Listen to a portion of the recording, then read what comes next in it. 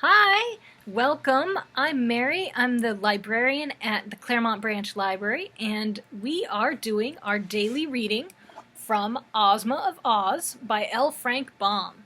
Today is chapters 5 and 6, and they're a bit longer than some of the chapters we've been reading, so I will just give a quick reminder of what happened yesterday, and we will get into our reading for the day. If you remember, yesterday, Dorothy and her hen Bellina were in the land of Ev, and while they were exploring, Dorothy found trees that made pails for dinner and lunch. So she grabbed some of those, and the Wheelers said that they shouldn't have done that and chased them. So Dorothy and Bellina ran up a hill where the Wheelers couldn't follow. While they were on the hill, Dorothy and Bellina found a door in the rock. Dorothy used the key that she had found on the beach to open up the door, and inside was a copper man.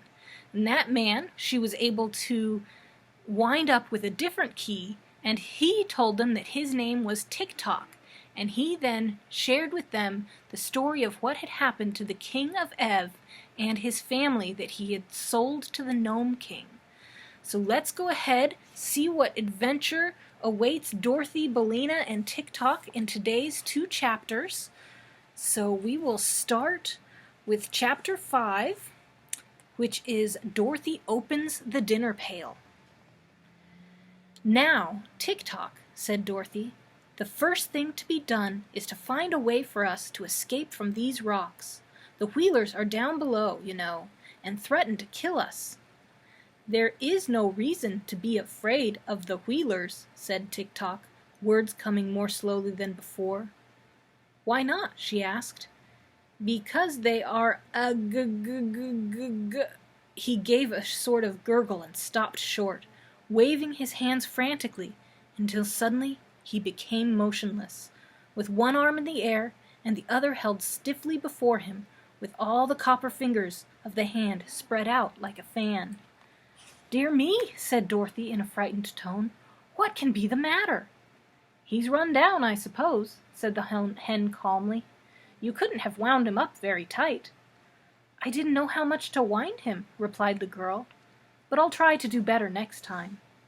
She ran around the copper man to take the key from the peg at the back of his neck, but it was not there. "It's gone!" cried Dorothy in dismay. "What's gone?" asked Bellina. "The key." "It probably fell off when he made that low bow to you," returned the hen. "Look around and see if you can't find it again." Dorothy looked and the hen helped her, and by the girl discovered the clock key, which had fallen into a crack of the rock. At once she wound up Tick-Tock's voice, taking care to give the key as many turns as it would go around. She found this quite a task, as you may imagine, if you have ever tried to wind a clock. But the machine man's first words were to assure Dorothy that he would now run for at least 24 hours. "You did not wind me much at first," he calmly said, "and I told you that long story about King Evoldo, so it is no wonder that I ran down." She next rewound the action clockwork, and then Bellina advised her to carry the key to Tick-Tock in her pocket, so it would not get lost again. "And now," said Dorothy, when all this was accomplished, "tell me what you were going to say about the Wheelers." "Why, they are nothing to be frightened at," said the machine. "They try to make folks believe that they are very terrible, but as a matter of fact, the Wheelers are harmless enough to anyone that dares to fight them. They might try to hurt a little girl like you, perhaps, because they are very mischievous. But if I had a club, they would run away as soon as they saw me." "Haven't you a club?" asked Dorothy. "No," said Tick-Tock. "And you won't find such a thing among these rocks either," declared the yellow hen. "Then what shall we do?" asked the girl. "Wind up my think-works tightly, and I will try to think of some other plan," said Tick-Tock. So Dorothy rewound his machinery, and while he was thinking, she decided to eat her dinner. Billina was already pecking away at the cracks in the rocks, and to find something to eat, so Dorothy sat down and opened her dinner pail. In the cover she found a small tank that was full of very nice lemonade.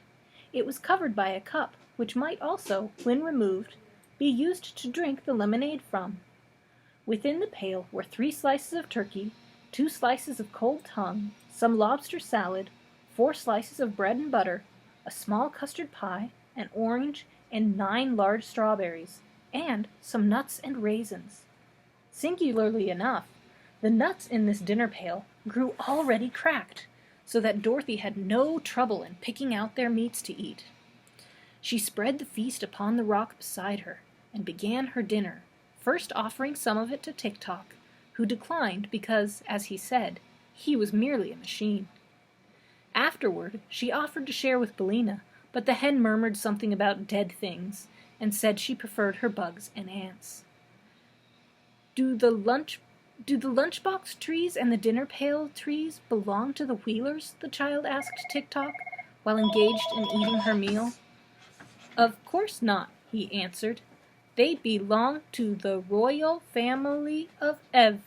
Only, of course, there is no royal family just now, because King Evaldo jumped into the sea, and his wife and 10 children have been transformed by the Gnome King.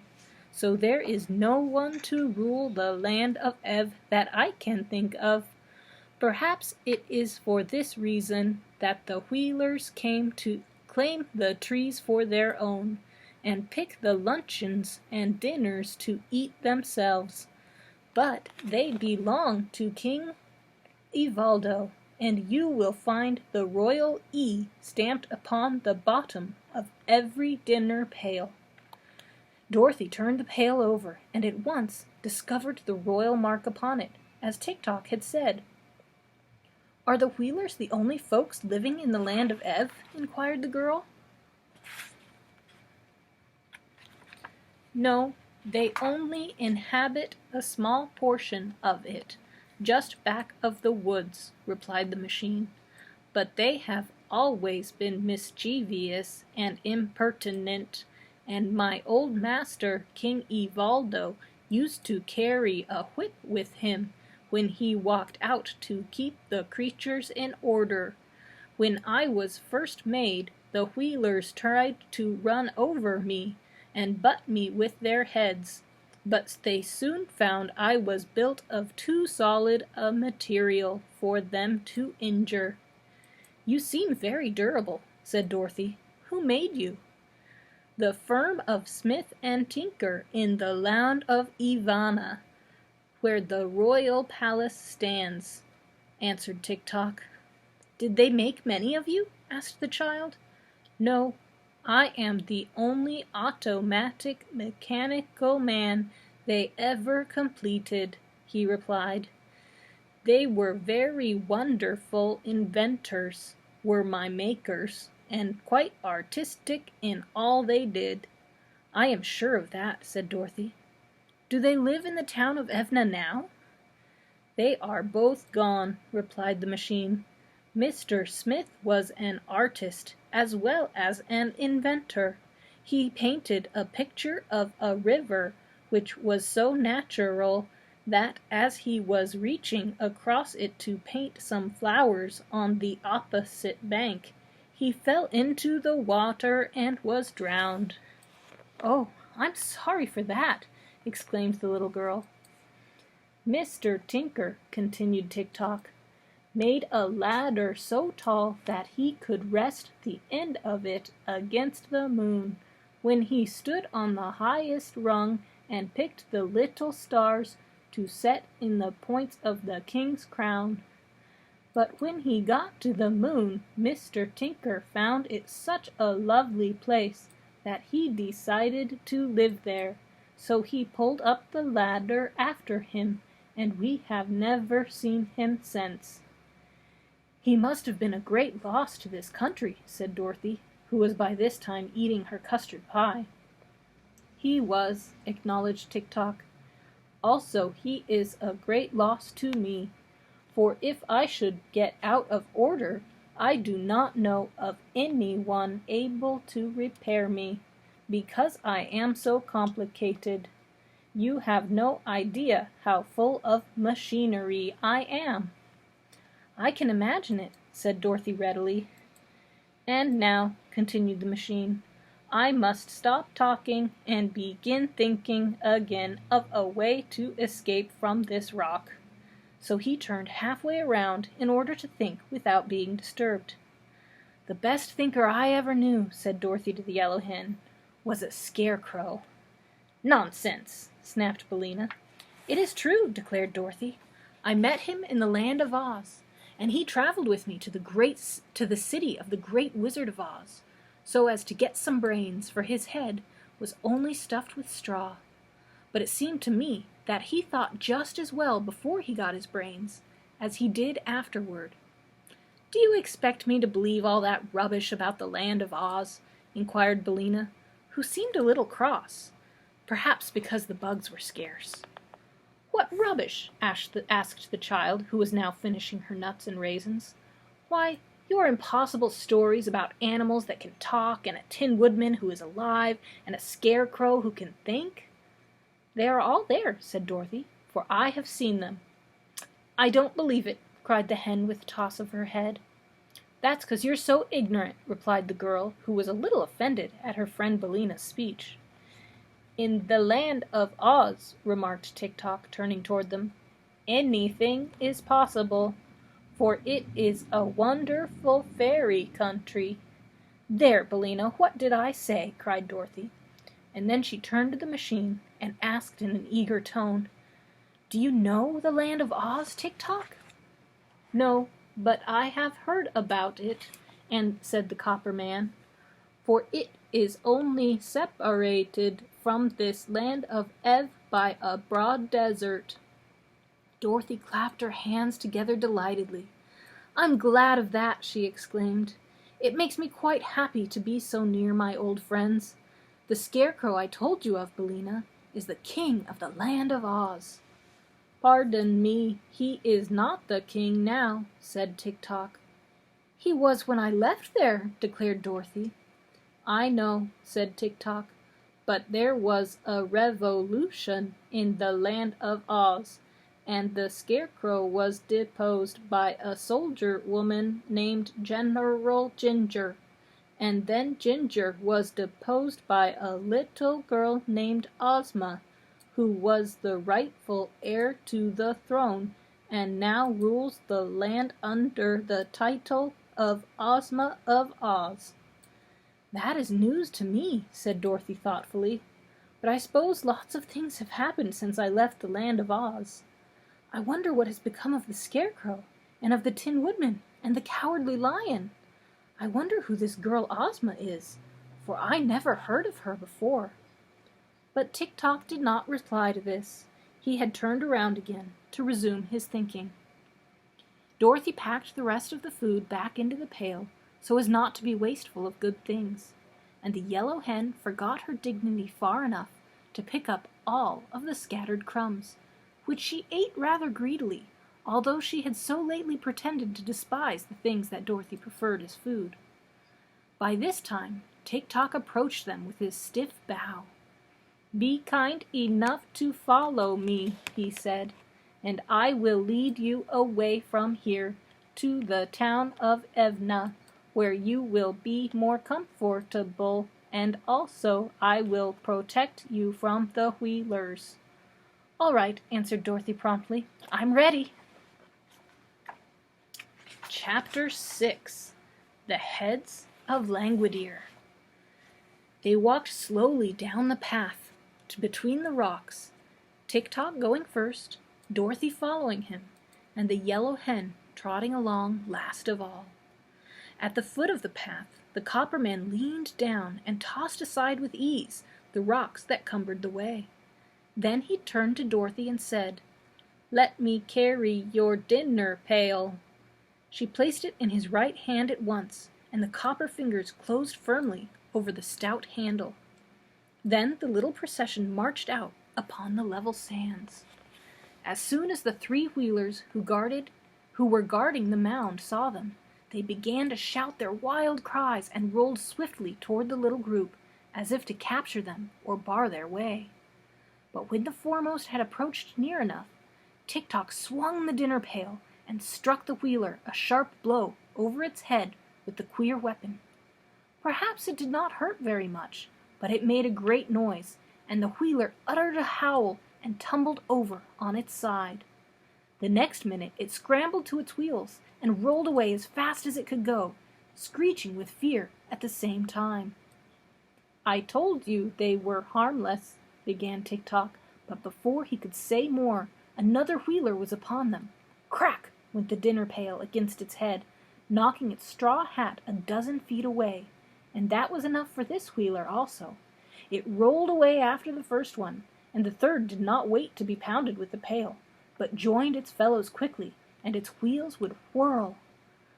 The yellow hen gave a cackle of delight, and flying to a perch upon Tik-Tok's shoulder, she said, "Bravely done, my copper friend, and wisely thought of, too. Now we are free from those ugly creatures."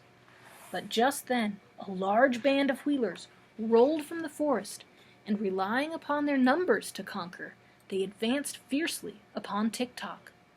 Dorothy grabbed Billina in her arms and held her tight, and the machine embraced the form of the little girl with his left arm, the better to protect her. Then the Wheelers were upon them. Rattly, bang, bang went the dinner pail in every direction, and it made so much clatter bumping against the heads of the Wheelers that they were much more frightened than hurt, and fled in a great panic. That is, all except their leader. This Wheeler had stumbled against another and fallen flat on his back, and before he could get his wheels under him again to rise, Tik-Tok had fastened his copper fingers to the neck of the gorgeous jacket of his foe and held him fast. "Tell your people to go away," commanded the machine. The leader of the Wheelers hesitated to give this order, so Tik-Tok shook him as a terrier dog does a rat, until the Wheeler's teeth rattled together with a noise like hailstones on a window pane. Then, as soon as the creature could get its breath, it shouted to the others to roll away, which they immediately did. "Now," said Tik-Tok, "you shall come with us and tell me what I want to know." "You'll be sorry for treating me in this way," whined the Wheeler. "I'm a terribly fierce person." "As for that," answered Tik-Tok, "I am only a machine, and cannot feel sorrow or joy, no matter what happens. But you are wrong to think yourself terrible or fierce." "Why so?" asked the Wheeler. "Because no one else thinks as you do. Your wheels make you helpless to injure anyone, for you have no fists and cannot scratch or even pull hair. Nor have you any feet to kick with. All you can do is yell and shout, and that does not hurt anyone at all." The Wheeler burst into a flood of tears, to Dorothy's great surprise. "Now I and my people are ruined forever," he sobbed, "for you have discovered our secret. Being so helpless, our only hope is to make people afraid of us by pretending we are very fierce and terrible, and writing in the sand warnings to beware the Wheelers. Until now we have frightened everyone, but since you have discovered our weakness, our enemies will fall upon us and make us very miserable and unhappy." "Oh no!" exclaimed Dorothy, who was sorry to see this beautifully dressed Wheeler so miserable. "Tik-Tok will keep your secret, and so will Billina and I. Only you must promise not to frighten children any more if they come near to you." "I won't! Indeed I won't!" promised the Wheeler, ceasing to cry and becoming more cheerful. "I'm not really bad, you know, but we have to pretend to be terrible in order to prevent others from attacking us." "That is not exactly true," said Tik-Tok, starting to walk toward the path through the forest, and still holding fast to his prisoner, who rolled slowly along beside him. "You and your people are full of mischief, and like to bother those who fear you, and you are often impudent and disagreeable, too. But if you will try to cure those faults, I will not tell any one how helpless you are." "I'll try, of course," replied the Wheeler eagerly. "And thank you, Mr. Tick-Tock, for your kindness." "I am only a machine," said Tick-Tock. "I cannot be kind any more than I can be sorry or glad. I can only do what I am wound up to do." "Are you wound up to keep my secret?" asked the Wheeler anxiously. "Yes, if you behave yourself. But tell me, who rules the land of Ev now?" asked the machine. "There is no ruler," was the answer, "because every member of the royal family is imprisoned by the Gnome King. But the Princess Langwidere, who is a niece of our late King Evaldo, lives in a part of the royal palace and takes as much money out of the royal treasury as she can spend. The Princess Langwidere is not exactly a ruler, you see, because she doesn't rule, but she is the nearest approach to a ruler we have at present." "I do not remember her," said Tick-Tock. "What does she look like?" "That I cannot say," replied the Wheeler, "although I have seen her 20 times, for the Princess Langwidere is a different person every time I see her, and the only way her subjects can recognize her at all is by means of a beautiful ruby key which she always wears on a chain attached to her left wrist. When we see the key, we know we are beholding the princess." "That is strange," said Dorothy in astonishment. "Do you mean to say there are so many different princesses? Are all one and the same person?" "Not exactly," answered the Wheeler. "There is, of course, but one princess, but she appears to us in many forms, which are all more or less beautiful." "She must be a witch!" exclaimed the girl. "I do not think so," declared the Wheeler, "but there is some mystery connected with her, nevertheless. She is a very vain creature, and lives mostly in a room surrounded by mirrors, so that she can admire herself whichever way she looks." No one answered this speech, because they had just passed out of the forest, and their attention was fixed upon the scene before them, a beautiful vale in which there were many fruit trees and green fields, with pretty farmhouses scattered here and there, and broad, smooth roads that led in every direction. In the center of this lovely vale, about a mile from where our friends were standing, rose the tall spires of the royal palace, which glittered brightly against their background of blue sky. The palace was surrounded by charming grounds full of flowers and shrubbery. Several tinkling fountains could be seen, and there were pleasant walks bordered by rows of white marble statuary. All these details Dorothy was, of course, unable to notice or admire until they had advanced along the road to a position quite near to the palace, and she was still looking at the pretty sights when her little party entered the grounds and approached the big front door of the king's own apartments. To her disappointment, they found the door tightly closed. A sign was tacked on to the panel which read as follows: "Owner absent. Please knock at the third door in the left wing." "Now," said Tick-Tock to the captive Wheeler, "you must show us the way to the left wing." "Very well," agreed the prisoner. "It is around here to the right." "How can the left wing be at the right?" demanded Dorothy, who feared that the Wheeler was trying to fool them. "Because there used to be 3 wings, and 2 were torn down, so the one on the right is the only one left. It is a trick of the Princess Langwidere to prevent visitors from annoying her." Then the captive led them around to the wing, after which the machine, having no further use for the Wheeler, permitted him to depart and rejoin his fellows. He immediately rolled away at a great pace, and was soon lost to sight. Tick-Tock now counted the doors in the wing, and knocked loudly upon the third one. It was opened by a little maid in a cap, trimmed with gay ribbons, who bowed respectfully and asked, "What do you wish, good people?" "Are you the Princess Langwidere?" asked Dorothy. "No, miss. I am her servant," replied the maid. "May I see the princess, please?" "I will tell her you are here, miss, and ask her to grant you an audience," said the maid. "Step in, please, and take a seat in the drawing-room." So Dorothy walked in, followed closely by the machine. But as the yellow hen tried to enter after them, the little maid cried "Shoo!" and flapped her apron in Billina's face. "Shoo yourself!" retorted the hen, drawing back in anger and ruffling up her feathers. "Haven't you any better manners than that?" "Oh, do you talk?" inquired the maid, evidently surprised. "Can't you hear me?" snapped Billina. "Drop that apron and get out of the doorway, so that I may enter with my friends." "The princess won't like it," said the maid, hesitating. "I don't care whether she likes it or not," replied Billina, and fluttering her wings with a loud noise, she flew straight at the maid's face.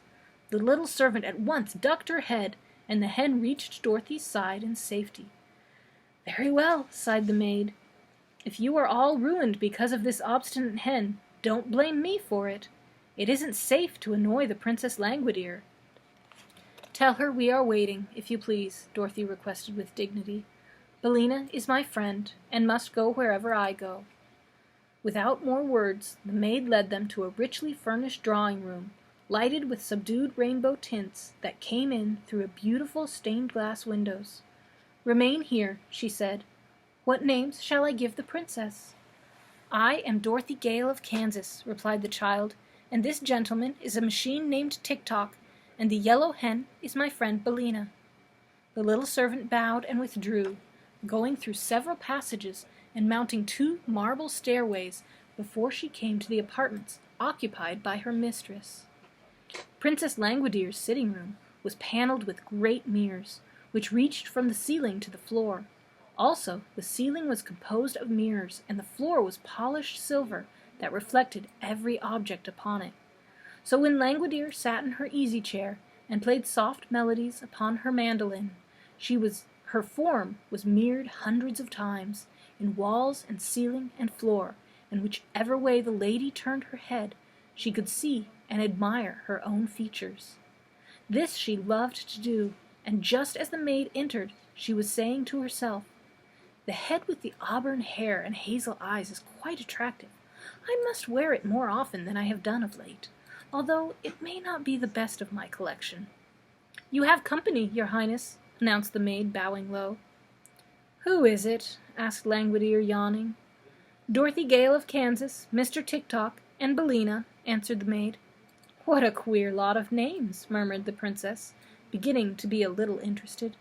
"What are they like? Is Dorothy Gale of Kansas pretty?" "She might be called so," the maid replied. "And is Mr. Tick-Tock attractive?" continued the princess. "That I cannot say, your highness, but he seems very bright. Will your gracious highness see them?" "Oh, I may as well, Nanda, but I am tired admiring this head, and if my visitor has any claim to beauty, I must take care that she does not surpass me. So I will go to my cabinet and change to number 17, which I think is my best appearance. Don't you?" "Your number 17 is exceedingly beautiful," answered Nanda with another bow. Again the princess yawned. Then she said, "Help me to rise." So the maid assisted her to gain her feet, although Langwidere was the stronger of the two, and then the princess slowly walked across the silver floor to her cabinet, leaning heavily at every step upon Nanda's arm. Now I must explain to you that the Princess Langwidere had 30 heads, as many as there are days in the month, but of course she could only wear one of them at a time, because she had but one neck. These heads were kept in what she called her cabinet, which was a beautiful dressing room that lay just between Langwidere's sleeping chamber and the mirrored sitting room. Each head was in a separate cupboard lined with velvet.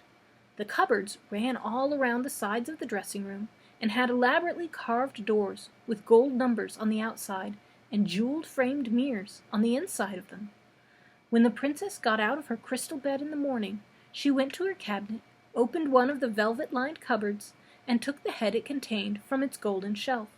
Then, by the aid of the mirror inside the open door, she put on the head, as neat and straight as could be, and afterward called her maids to robe her for the day.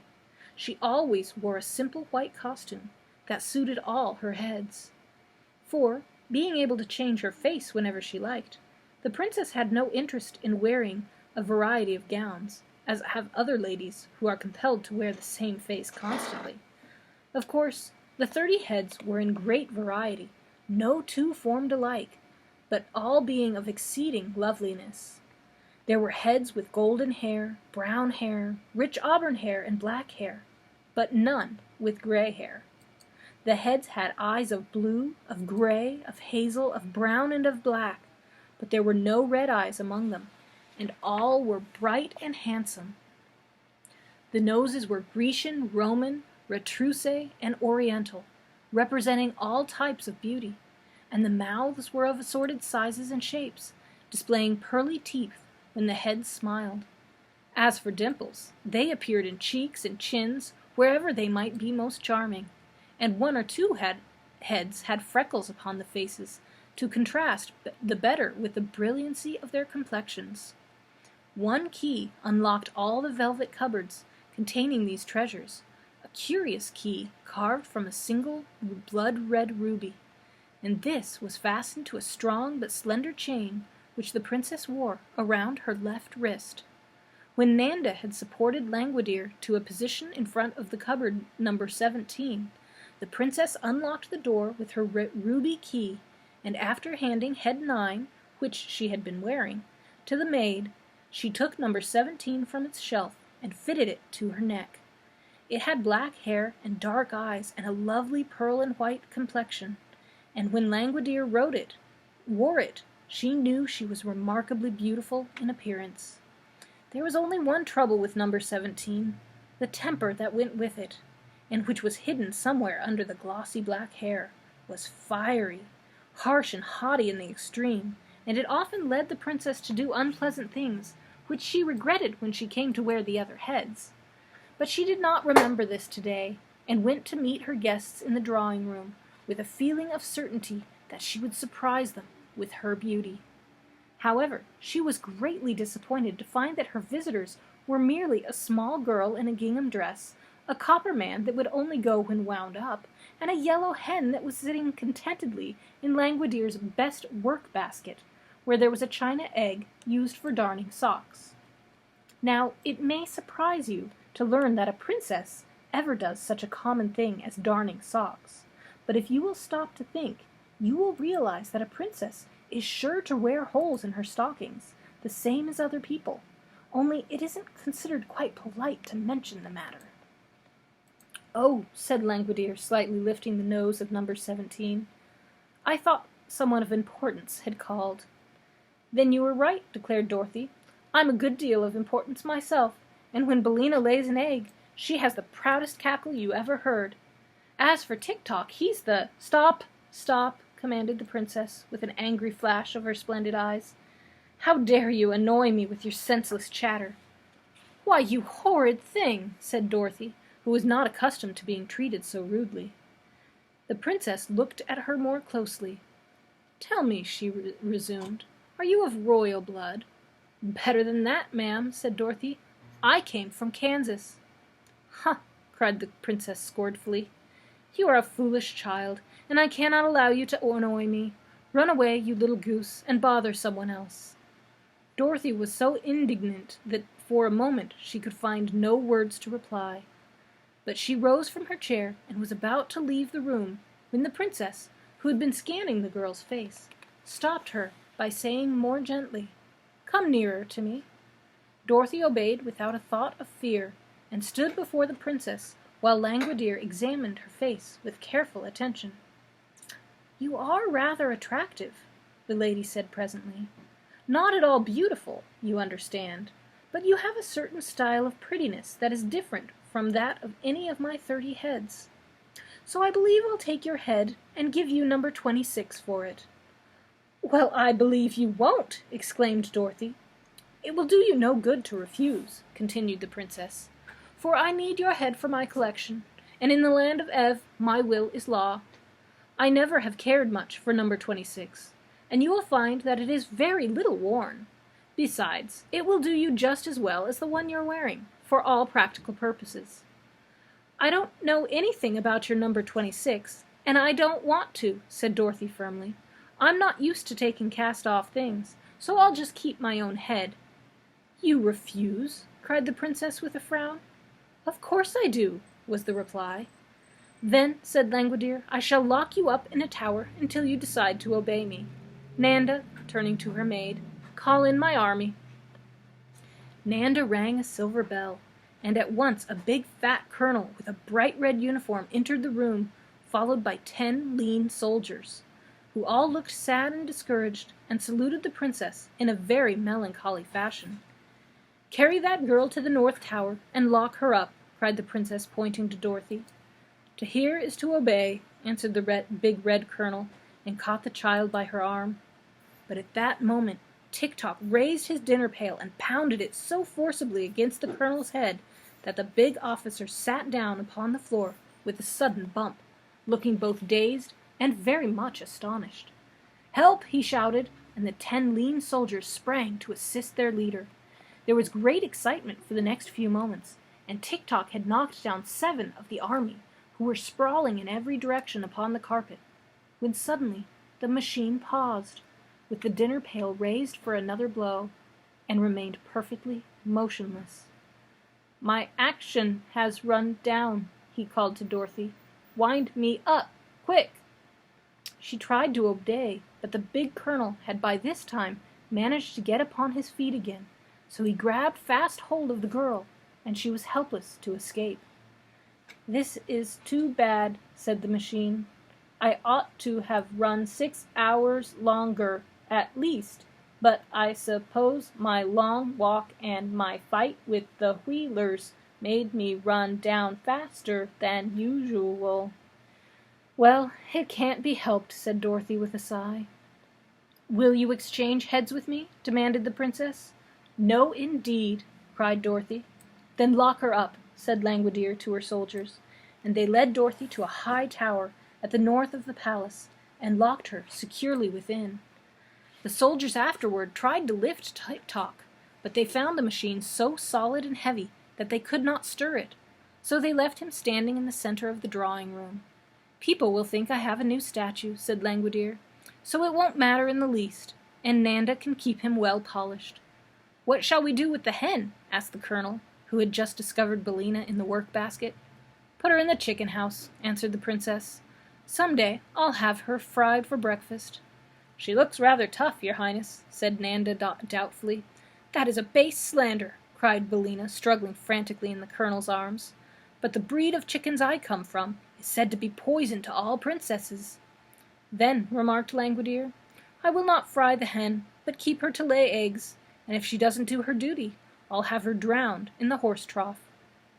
And that is the end of chapter 6.